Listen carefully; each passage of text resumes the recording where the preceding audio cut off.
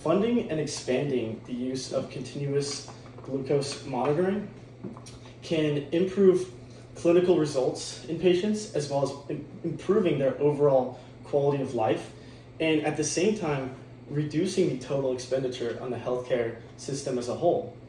So let's talk about that and see how this can improve not only the patient but the whole system as one conglomerate. So this is going off of research from Dane, published in a journal in 2017.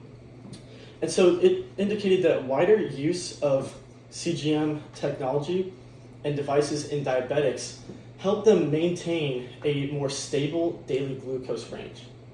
And so this is very important because the time in range in a patient, in range as in their stable range of glucose blood levels that can be different depending on the individual, the more time that they spend in this range, the less likely that they are to develop a lifelong diabetic illness or consequence. And this can be things like kidney disease, so very serious, nerve damage, as well as progressive loss of vision in the eyes. So all things that are definitely undesirable and that this simple device can help with. So additional research in this same field by Pratley, published in 2020, showed that individuals using this device actually showed less rates of being hospitalized for hypoglycemia. It also showed, surprising enough, that there was less rates of them being admitted to the hospital in general or needing the help of EMS in general. So these are all big things that can affect someone their entire life. And speaking of which, let's get into some more lifelong effects. So greater usage of CGM technology actually results in a greater quality of life altogether. So let's really get into this. So this is research by Huang in 2010 with his colleagues. And it was published after he observed a lifetime projection model of a bunch of different patients using the CGM device. It was actually shown that they had increased quality-adjusted life years. And so let's take a step back. What are quality-adjusted life years?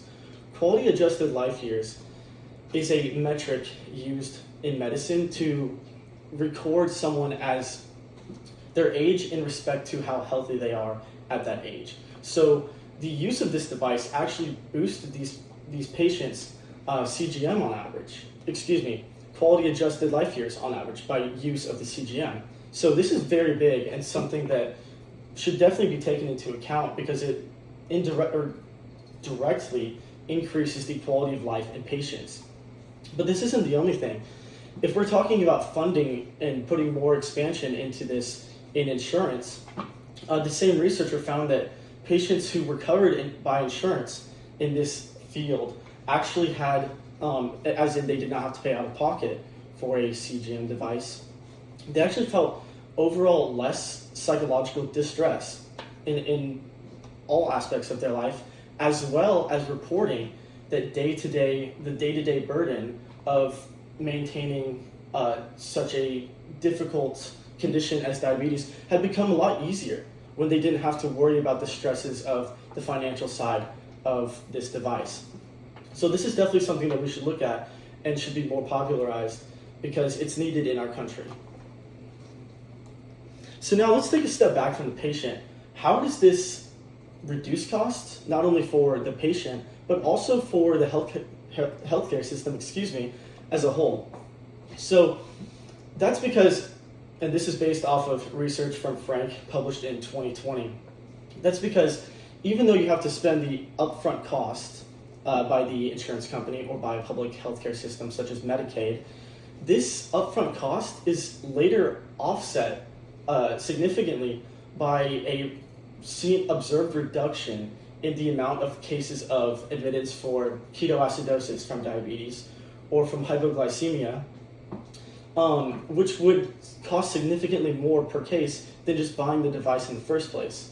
You can think of it almost like an investment, that you're investing into a greater long-term health profile that is actually going to cost the insurance company less over time. And this researcher expands on this idea It talks about how Medicaid and other public systems could benefit from this, not only from the EMS side, which I just discussed with ketoacidosis and hypoglycemia, but also by a reduction in the cost for treating secondary complications as a result of diabetes. Because if you can mitigate the time out of range, then these secondary complications from diabetes will be minimized, and therefore the companies will have to spend less money on solving these issues. So clearly, the use of CGM technology should be expanded and had much more funding put into it, and effort by insurance companies to provide this for their patients as much as they can. And this will not only improve the clinical health of the patient, but also the psychological health in the sense of they'll have a better quality of life, while also maintaining a lower check sheet at the end of the quarter. So it's really an all-around improvement. And now I'm going to pass the microphone over, to the last speaker, who is going to give our final thoughts on the topic.